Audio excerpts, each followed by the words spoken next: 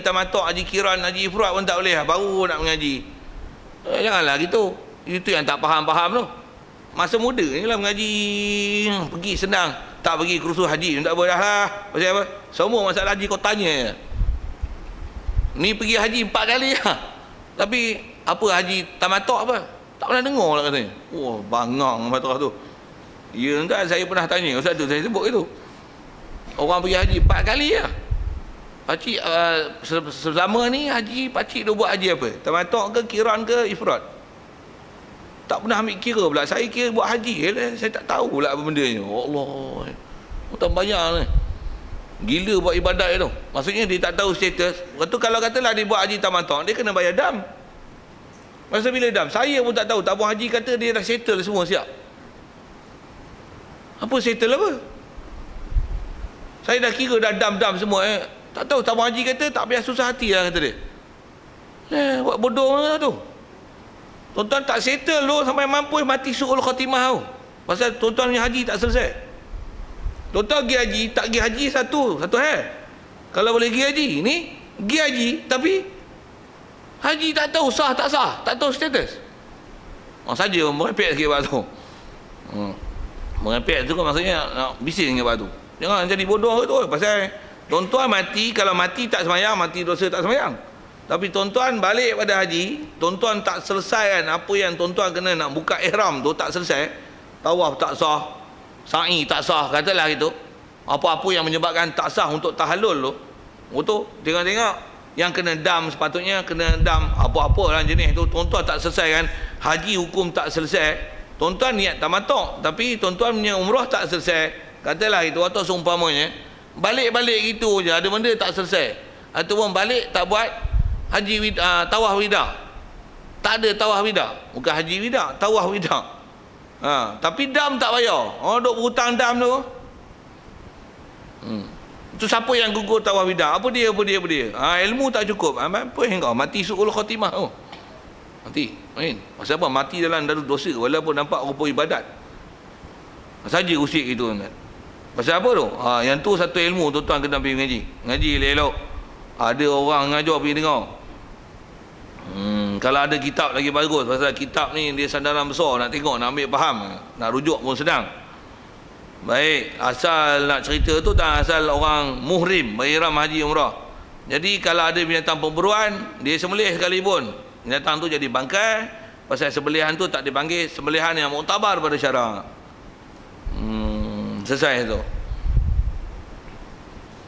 Sikit kalau isu semasa sini, tang mana tang sembelihan ni. Kaedah kita atau masyhur ulama-ulama kita, khususnya dalam kaedah fiqh Syafi'i kita, syarat sembelihan alat apa sekali lalu dah sebut tu, binatang mesti binatang boleh sembelih, dan urat mesti putus dua. Dan mestilah yang membuat perbuatan sembelih itu manusia dan Islam. Tak syarat bismillah. Bismillah bukan syarat untuk sembelih. Cuma disunatkan bismillah. Jadi kalau tak bismillah macam mana? Kaedah kita mazhab Syafi'i tak ada masalah. Walaupun tak sebut bismillah. Pasal yang syarat mesti kau Islam. Mesti kau Islam. Tapi disunatkan bismillah. Sama ada bismillah pendek atau bismillah panjang. Bismillahirrahmanirrahim. Isu yang saya nak sebut ialah isu mana? Sembelihan ni. Gantung elok-elok kat mesin, lepas tu tekan switch. Bismillahirrahmanirrahim. Switch tu boleh jalan. Ayam tu ada pisau pusing, putus habis tu. Siapa sebelah? Mesin sebelah. Mesin sebelah. Kaedah apa?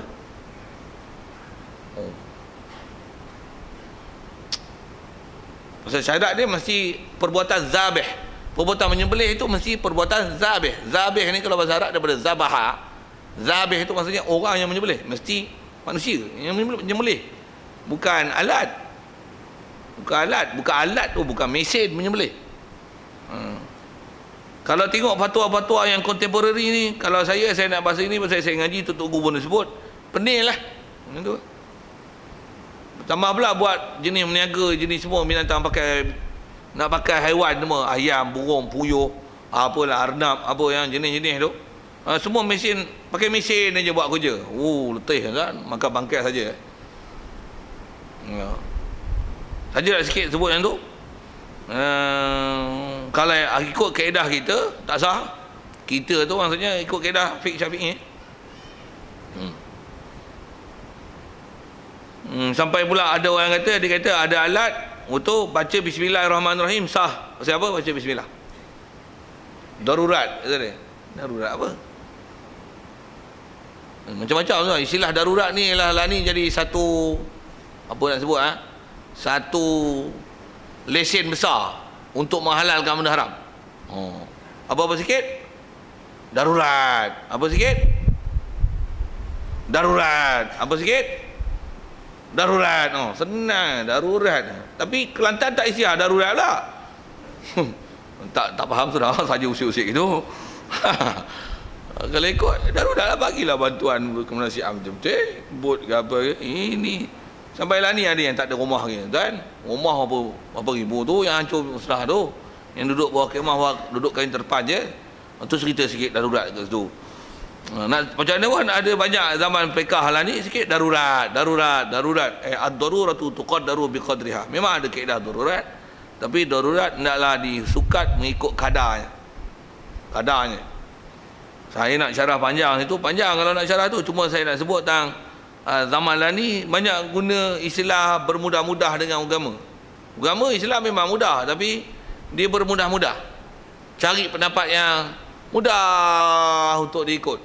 Sedangkan kita diajar dalam agama cari pendapat yang rajih, pendapat yang kuat, bukan pendapat yang mudah. Memang agama Islam mudah, tapi kita bukan diajar untuk bermudah-mudah dengan agama. Kalau makan minum tak ada pula makan yang mudah, tak ada pula. Makan yang cari yang standard, yang sesuai, yang sedap. Tapi ibadat buat mudah-mudah. Tak leceh tu. Kita punya kepala otak ni apa? Bubur apa punya passion ni. Patutnya ibadat carilah yang cermat-cermat. Makan mudah-mudah dah lah. Makan roti apa sambak itu dah lah. Makan tak pula mudah-mudah. Tapi bila nak buat beramal mudah-mudah. Sikit isu-isu mudah-mudah ni. Baik, selesai situ. Jadi asal bicaranya adalah tentang masalah sembelihan. Tentu dulu kalau ada soalan tentang masalah sembelihan ni, isu tersebut masalah sembelih dan beberapa syarat sembelihan. Kalau ada soalan. Ya.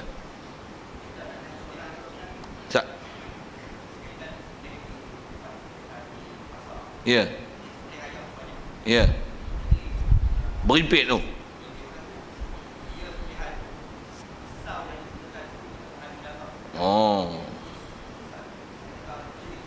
Ya, pisau, ya. Soalan.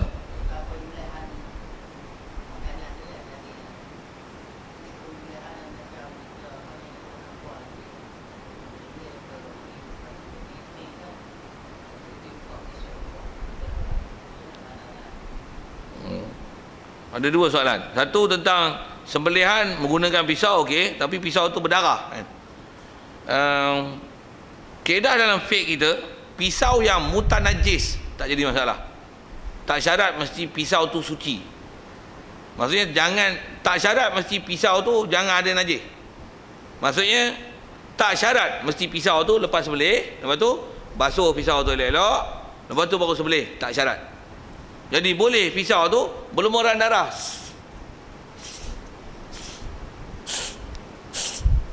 tak ada masalah. Jadi tak ada apa-apa isu lah situ. Masalah pisau yang berdarah lah.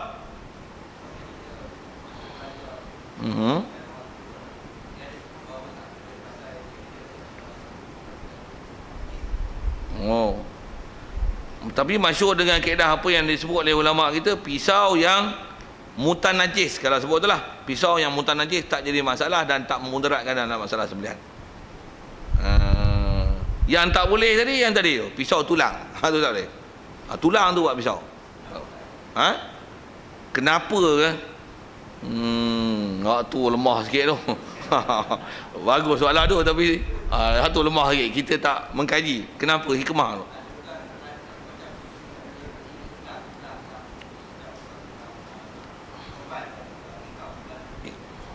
Ya. Wallahu alam. Kalau nak bagi alasan kata kerana dia makanan jin, dengan sebab dia makanan jin, dia masih dalam istilah makanan. Dengan sebab tu tak jadi alat, tak boleh jadikan alat untuk sembelihan. Wallahu alam, tak semak lah kita. Tapi dengan apa ulama dah sebut, tulang ialah antara alat yang tak boleh. Kalau kita belajar hadis, memang ada soreh disebut oleh Rasulullah, antara yang tak boleh dipakai adalah tulang. Adalah tulang, gigi. Maksudnya kalau bahasa sainsnya, apa-apa unsur kalsium karbonat daripada haiwan tak boleh dipakai. Kalsium karbonat, tak faham kimia, diam lah nak kata apa payah orang tu. Saya reti lah menyebutnya tu. Pasal tulang ada unsur kalsium karbonat. Termasuk dalam tu ialah kulit kerang, kulit siput, kulit kepah. Apa lagi pasal dia ialah kalsium karbonat kalau dengan istilah sains. Kalsium karbonat ni pasal bila kita uji dengan asid hidroklorik pekat kan, kulit kerang tu celup dengan dia, kita uji dengan api, dia akan berwarna kuning pasal dia unsur kalsium. Karbonat pasal kita masukkan dalam asid hidroklorik, bila kita proses sesaran dalam air, kutip dia, kita uji, dia akan menghasilkan gas hidrogen. Itu tak faham? Biar kan. Sajalah saya pasal kelas kimia dia keluar ke ayat tu. Tapi nak sebut hikmah kenapa tu, sorry lah, I cannot say about that lah. Cannot begin any comment lah. Sorry about that. Okey, rasa saya jawab soalan tentang masalah pisau yang mutan najis tu, tak ada masalah. Sikit kalau saya tambahan itu, selalunya antara yang selalu dipetikai ialah ayam tu kan bila dah banyak. Bila semalam pun saya ditanya, ada seorang ni dia tukang sembelih puyuh, satu hari 500,000. Bukan dia seorang lah, and the friend lah, and the gang, 500,000. Jadi kata dia, ada masalah tak ustaz kita sembelih ni. Lepas tu 500,000 kan bayar, takkan nak sembelih seekor bagi mampus tu. Ya tak tu. Mesti memang putus lah kan, tapi istilahnya akan bertindih-tindih. Kaedah kita dalam fiqh, syarat untuk jadi binatang halal tu ialah sembelih. Sembelihan halal. Aci sembelih. Satu, bila aci sembelih, mati sunat, tunggu mati adalah sunat. Tapi yang syarat untuk bagi halal adalah sembelih. Satu, bila dah sembelih, baling, campak, bertindih, dia tak bebas bergerak sekalipun. Dah sembelih belum? Udah halal dia makan.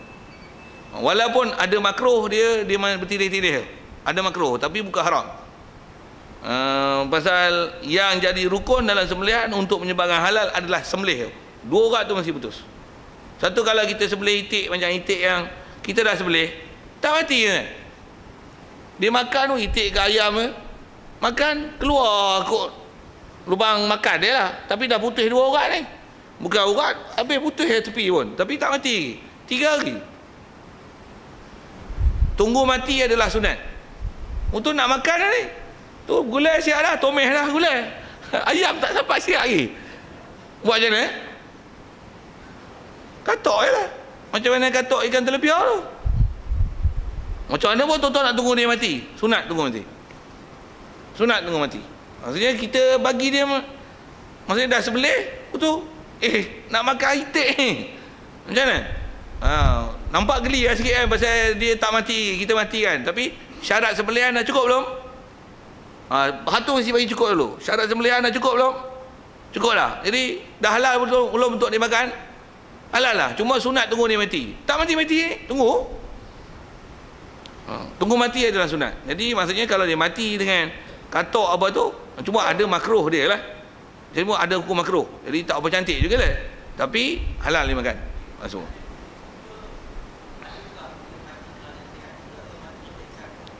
Masalah mati, kaedah mati tu satu hal. Tapi kalau ikut untuk jadi halal ialah sembelihan. Pasal bila dia sembelih, maksudnya syarat untuk makan dah ada. Masalah dia mati, dia kalau masalah perburuan, dia ada masalah lain. Kena tengok masalah dia mematikan itu apa. Tapi kalau sembelihan, syarat untuk boleh makan adalah sembelih.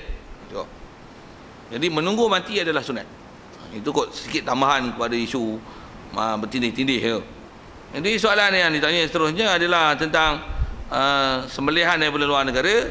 Lepas tu dicop halal, dibutin ke apa. Lah ni yang beku-beku frozen ni semua daripada luar negara lah. Bahkan lebih mahal, lebih mahal lah. Lebih murah berganda-ganda daripada daging tempatan kan. Daging yang ni berapa sekilo? 25. Krik apa? Tak tahu. 24. Macam tu lah kan, 24, 25 kan. Saya duduk, macam tu lah boleh kurang harganya. Daging ais berapa? Baik-baik 15 lah. Tengok daging lah, RM7 ada kan? Sekilo? Tak ada lah. Lama saya tak pernah beli daging ais. Apa cerita dia? Cerita dia. Daging luar. Jadi apa komen? Apa komen ni? Okey. Kaedah kita mesti pastikan sembelihan lah. Itu je. Macam mana pun dengan apa yang dimaklumkan ke kita, daging-daging yang datang, khususnya daripada Australia, New Zealand, yang memang ada orang Islam kita pun bekerja di sana, dan memang pegawai pun ada yang dah pergi ke sana, dan saya sendiri pun ada memang sahabat-sahabat kita yang pernah menyembelih. Ada saya berjumpa 2 bulan sudah seorang di Ipoh sana, dia pernah bekerja di New Zealand berapa tahun 2 tahun lebih rasanya, kontrak sembelihan, tangan dia sampai bengkak tu, kembang. Maksud apa? Banyak sangat satu hari sembelih. Sembelih apa? Kambing, lembu. Oh, lembu besar kambing. Silap. Kambing besar lembu kan. Sembelih lah. Stuning apa tu satu hal lah kan. Tapi maksudnya sembelih betul lah. Dan dia memang apabila ada yang menyembelih yang tak ikut prosedur, memang dia punya undang-undang disiplin tu ketat. Dia pun taklah kilang besar. Dia kata, saya nak sebut dan kata, kalau tengok setakat ni lah yang proses cop halal yang ada tu boleh dipercayai, nak sebut tentu saja. Ke depan saya tak tahu, tapi setakat yang kita pernah jumpa orang yang pernah bertugas buat kerja ni, maksudnya memang amanah buat kerja itu, terutama kalau ada orang kita buat kerja. Padahal pasal pernah dia punya prosedur dia, pasal orang Islam, dia memang Islam, dan ada beberapa sahabat dia, kalau untuk dieksport kepada negeri Islam, memang dia akan sembelih, dan mana yang dia akan labelkan lah kat telinga. Kemudian ada kawan dia cerita tentang tu, kata dia boleh dipercayai buat masa ni. Ada kawan dia nak test sembelih. Pisau memang tajam lah. Pisau yang letak itu tak payah. Tak payah. Bukan kau ipat coy lah. Pegang pisau. Oh, pisau gitu lah letih. Dia siap. Habis, putus habis. Selalunya daripada negeri apa? Brazil. Bukan Brazil, ada satu lagi negeri. Tak apalah, saya tak cerita pisau. Saya nak cerita kawan dia test lah sembelih. Sembelih lah, putus lah, tapi kapir. Buat macam mana? Dia tag kat telinga. Yang ni non halal. Jadi maksudnya cermat lah situ. Maksudnya buat masa ni proses tu boleh dipercayai. Cuma tuan-tuan rasa tak sedap hati lah, belilah daging tempatan itu je. Nak sebut macam tu lah. Lagi komen setakat ni macam tu lah nak cakap kan. Macam mana pun saya ngaji dengan tok-tok guru dulu. Ada tok guru yang tak bagi makan langsung daging ekspor ni. Daging import ni kan ekspor lah. Daging import ni, daging ais ni dia tak bagi makan. Kata dia nak makan buah India ni. Siapa? Mesti orang India, mai pada India, dia bukan daripada orang kafir punya. Mesti orang Islam. Pasal India tak sembelih lembu. Tuan-tuan gelak tu okey. Faham lah tu. Betul kan? Dia bela lembu banyak-banyak pun dia tak makan lembu ni. Dijual mesti jual ke orang Islam. Jadi memang sembelihan daripada India memang Islam. Saya ngaji dulu ada tok guru yang arwah lah pun, yang kita duk ngaji, memang dia bertegah tu. Kata dia jangan Australia, New Zealand, kata dia aku tak percaya. Tapi kalau mai daripada India makanlah kata. Pasal kaedah kita binatang dia hidup dan dia takkan halal melainkan yakin sembelih atau zon sembelih. Jadi bila kita syak, sembelih tak boleh, sembelih tak sembelih, halal tak halal, ikut proses tak ikut proses, asal binatang tak sembelih. Jadi tidak akan boleh dimakan melainkan diyakini sembelih. Tu dia punya kaedah fiqh dia. Jadi bila ada syak dia tu boleh sembelih tak boleh, sembelih tak sembelih? Tak sembelih. Hukum asal, tu akal asal. Kembali istishabul asli. Kalau kita belajar dalam fiqhnya. Jadi bila asal tak sembelih, tak ada benda yang yakin sembelih, jadi tak boleh makan. Itu asal kaedah-kaedah fiqh yang ada. Satu dia keluar kenyataan macam tu. Tapi saya sebut ni pasal apa kenyataan macam ni? Pasal setakat maklumat yang diterima. Dengan sebab orang pernah bekerja dan juga daripada jabatan-jabatan yang pernah pergi menyemak dan sebagainya, buat masa ni boleh dipercayai lagi. Entahlah kot. Terima kasih atas soalan. Lain kalau ada sekitar tu. Ya.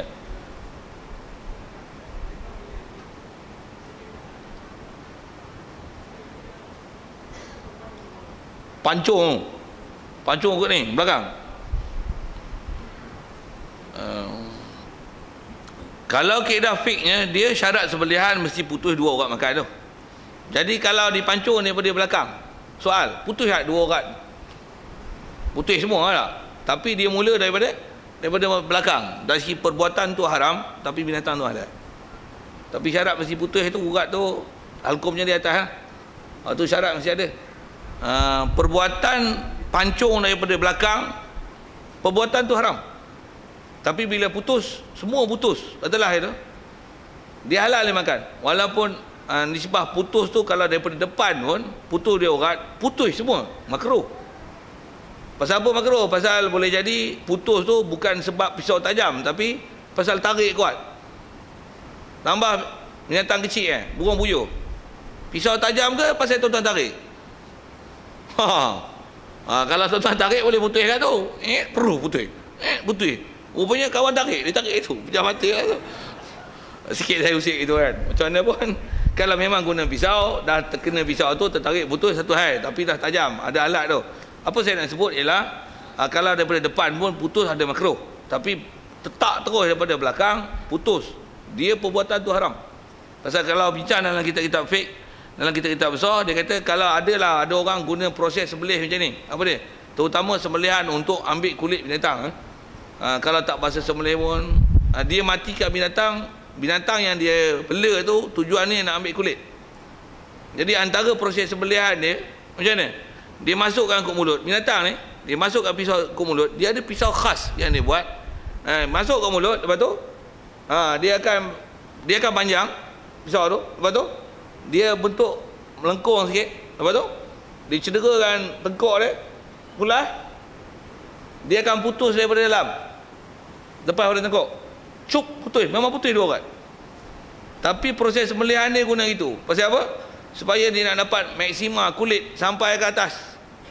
Jadi tanpa melukakan kulit bahagian sembelihan. Jadi supaya bidang yang besar diperolehi daripada kulit. Dia lagi bidang besar lagi mahal. Terutama binatang-binatang yang memang untuk kulit lah, dibela untuk kulit. Jadi ada yang gunakan proses sembelihan itu. Sembelihan sah, tapi menggunakan proses sembelihan itu walaupun putus 2 urat, tapi buat perbuatan itu adalah haram. Tapi disebab putus halal. Jadi kalau kata putus pancung ke belakang halal, tapi perbuatan itu adalah haram. Sebut tentang kaedah yang ada lah. Masa saya jawab soalan lain kalau ada. Ya. Orang perempuan sembelih tak ada masalah. Pondan sembelih tak apa. Cuma larat tak larat je lah sembelih kan. Ni tengok darah pun orang jantan pun tak boleh tengok pun. Tengok darah pingsan.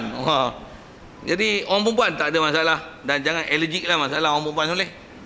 Kalau kita tengok kisah dalam Quran, kisah Nabi Ibrahim waktu didatangi tetamu, yang dia tak tahu tetamu itu adalah malaikat Jibril, izja'hu, dalam Quran cerita macam mana didatangi oleh Jibril dan malaikat lain yang jadi pengiring Jibril tu, menjumpa dengan sebagai pemuda lelaki yang tampan pergi rumah dia, tetamu, dia mulakan tetamu, faja'ahu bi'ijlin haniz, dia datang dengan kambing, anak lembu yang dipanggang.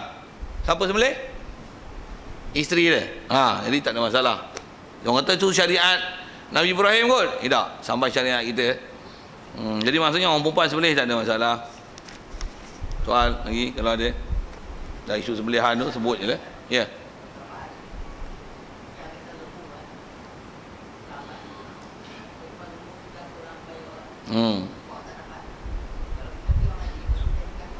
Ya. Itu pun memang selalu soalan yang ditanya lah. Lembu jatuh dalam telaga kan, tersepit bawah jabatan, lagi jatuh, tengkok tak ada, nak sebelah tengkok di bawah tu, nak pergi ikut bawah dah tak sampai, nak panjat tangga bukan dia, sakit lembu ni mampu buat macam mana, cederakan mana-mana anggota dia yang boleh menyebabkan dia mati, itu adalah ganti sembelihannya. Ya, memang ada bab tu. Tu pun dalam isu kecemasan, emergency case like that only. Saja-saja pergi tebuk perut bagi lembu tu mampu nak ganti sembelihan di tengkok tu tak boleh lah. Saya jawab soalan. Yes. Lain kalau ada. Baik. Maka tiada diistisnakan anak binatang yang disembelih ibunya apabila keluar daripada perut ibunya mati ia dengan disembelihkan ibunya. Tiada dengan sebab yang lain. Ada bahasa yang susah sikit situ tuan. Kata dia, maka tiada diistisna. Istisna ni bahasa Arab, asal terjemah istisna, tiada dikecualikan. Tiada dikecualikan anak binatang yang disembelih ibunya apabila keluar daripada perut ibunya mati ia dengan disembelihkan ibunya, tiada dengan sebab yang lain. Asal yang sebut senarai yang diberi adalah binatang-binatang yang nama bangkai dan yang tak cukup piawaian syarak, sembelihan yang tak diiktibar pada syarak, dia akan jadi bangkai. Jadi maka tiada dikecualikan.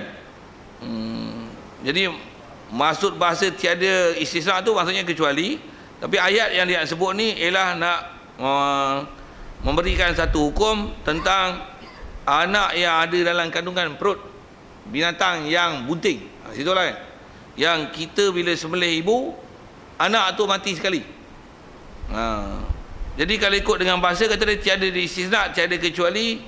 Kaedah kitab ni kalau sebut sesuatu yang halal kecuali, jadi dia akan jadi haram. Kalau disebut benda-benda haram, lepas tu tiada dia kecuali. Apa maksud? Halal. Halal. Jadi yang ni halal apa dia? Anak binatang yang disembelih ibu, sembelih ibu. Tapi anak dia ni, faham ni anak dalam kandungan lah. Apabila keluar daripada perut ibunya, mati ia, mati anak ni, mati dengan disembelihkan ibunya. Sembelih ibu, anak mati. Dengan tiada dengan sebab yang lain. Tak ada sebab lain matinya anak tu. Tengok berapa keadaan nak sebut. Jadi asal nak bicara ialah binatang ada kandungan, waktu kita sembelih, mak memang dia bunting, sembelih mak, sama ada kita tahu tak tahu buntingan tu satu hal. Habis sembelih mak, itu anak mati. Macam mana? Maka halal lah anak dalam perut. Pasal anak tu adalah juzuk daripada mak. Jadi mak halal, maka anak halal. Rasulullah pernah isyarat dalam bab ni, kata dia zakatul janin, zakatul ummi. Sembelihan mak, sembelihan janin dalam perut satu binatang adalah sembelihan ibunya. Kalau ibunya tersembelih, kemudian dengan mati maknya, maka anak dia pun mati, ikut mengekori ataupun mengikuti, mengiringi daripada mati ibunya. Berhenti jantung mak dia, jantung anak dia pun berhentilah. Mati tu mati dengan mak, tiada dengan sebab lain, maka anak tu halal. Anak tu halal. Baik, itu ayat asal dia sebut. Kalau telah sembelih mak, tengok perut duk menguek, fahamnya ada kandungan lah kan, perut duk menguek lagi. Dah menguek tu, duk menguek lah, mak dah mati, tapi perut duk menguek lagi. Mak dah diam lah, diam lah, tapi perut duk bergerak lagi. Bergerak pun bergerak kuat. Tengok terkeluar zuf zuf zuf zuf zuf zuf tu maksudnya nampak lah timbul kat perut tu. Bunyi budak-budak sikit lah tuan. Style mengajar macam tu, kut mudah faham. Lepas tu baru mati. Itu tak boleh. Pasal apa? Pasal bila mak mati, anak tak mati. Dan pula tu bergerak kuat, itu bangkai. Itu bangkai. Kalau mak mati, tengok dalam perut ada gerakan sikit, mak dah mati, tengok jantung lemah, gerakan tak kuat.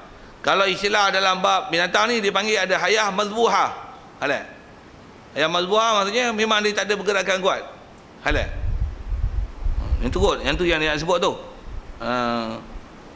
Cuma dia bagi ayat apabila keluar daripada perut ibu mati ia. Kalau dia keluar pada perut mati dengan tiada sebab yang lain, tak ada sebab lain dia mati, jadi memang mati. Satu halal.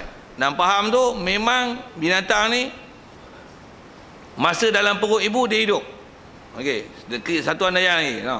Pasal kitab besar dia sebut panjang tuan, dengan masalah sebut kitab kecil ni, bila ayat dia pendek, kita boleh tanggung macam-macam. Macam mana pun nak sebut kaedah-kaedah yang ada, tengok hak mana satu tu untuk ambil faham. Boleh tanggung bahasa kitab tu macam-macam tu. Macam ni, katalah ada binatang ni ada kandungan, lepas tu dia terjatuh, tengok anak dia dalam perut mati. Kalau biar nanti memang mati dengan mak dia sekali. Tapi anak dah mati sebelum mak dia mati. Anak dah mati sebelum mak dia mati. Waktu kita sembelih mak, anak macam mana? Bangkai. Ya, betul. Pasal apa anak bangkai? Pasal anak dah mati sebelum mak mati.